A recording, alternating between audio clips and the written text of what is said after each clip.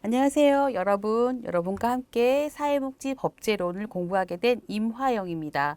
자, 사회복지사 1급 자격증과 관련된 시험 중에서 이 법제론, 만만치 않은 녀석이죠. 하지만 저와 함께 공부하신다면 분명히 좋은 결과가 있으리라 생각이 듭니다.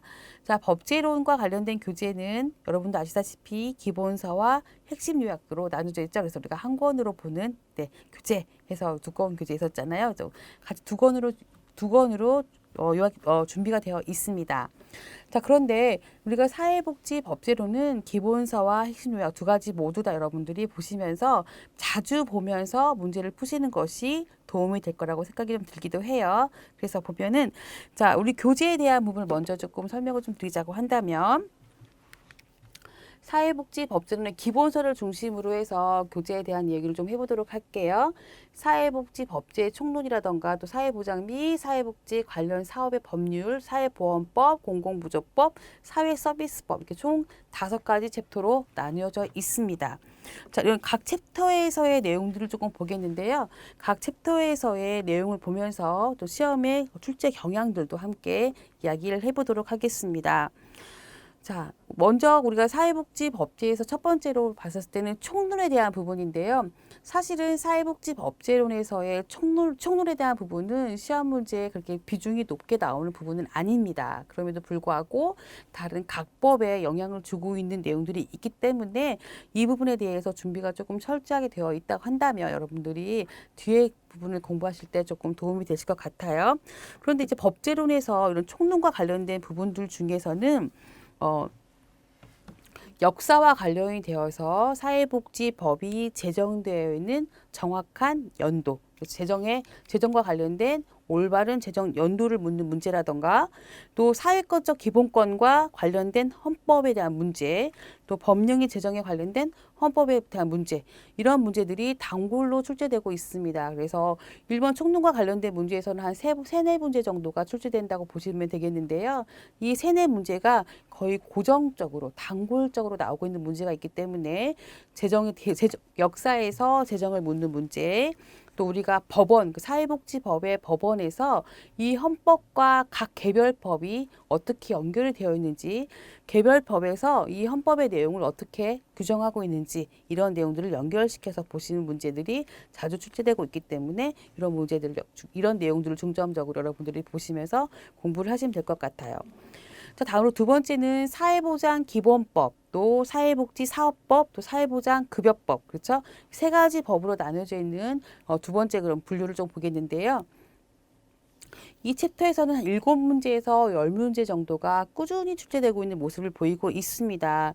특히나 사회보장급여법은 17회부터 계속해서 꾸준히 지금 17회, 18회부터 18회 연속으로 꾸준히 문제가 출제되고 있거든요. 그래서 사회보장급여법과 관련된 내용들, 정확한 용어를 묻는 문제라던가 대상을 묻는 문제, 특히나 사회보장정보원이나 사회복지정당 공무원에 대한 부분들은 우리 과목뿐만이 아니라 지역사회복지론이라던가 다른 과목과 연결해서도 시험 문제 출제되고 있기 때문에 여러분들이 사회복지전담 공무원이라던가 사회복지정보원과 관련된 문제들 여러분 꼼꼼하게 체크하셔서 준비해 두시는 거 좋을 것 같습니다.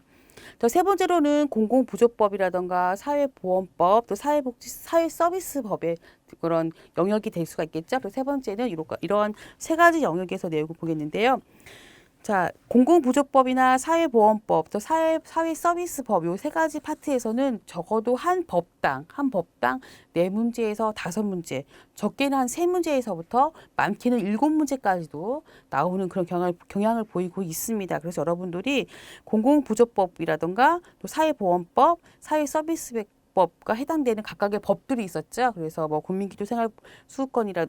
국민기초생활보장법이라던가 의료급여와 관련된 법들, 또 긴급복지지원법 이런 법들에 관련된 내용들 여러분들이 꼼꼼하게 체크하시면서 각각의 급여의 종류라던가 대상에 대한 부분들 있죠. 또 용어에 대한 부분들 이런 부분들 숙지하셔서 문제를 푸시는 것이 도움이 될 것 같습니다.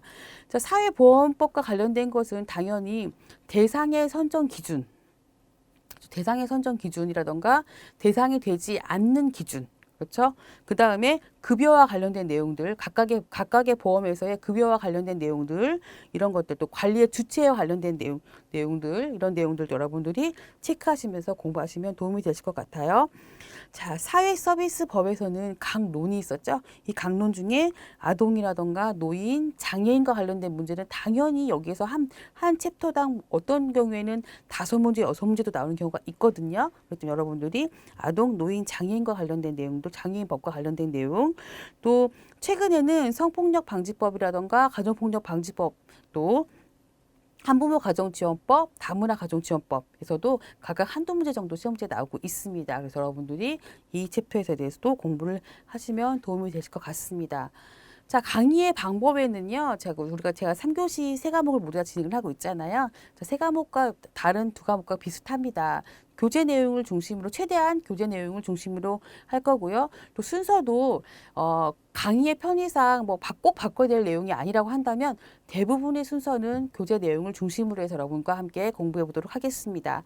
그런데 교재 내용에서 조금 더 보충할 내용이 있다든지 아니면 교재 내용에서 조금 더 참고해서 볼 내용이 있다라 하는 경우는 제가 파워포인트 상에서 참고, 보충 이런 식으로 해서 제가 표시를 해서 강의를 진행할 거니까요. 여러분들이 그런 내용을 적어두든지 아니면은 자료를 함께 구해서 보시면서 공부를 하시면 도움이 될 것 같습니다.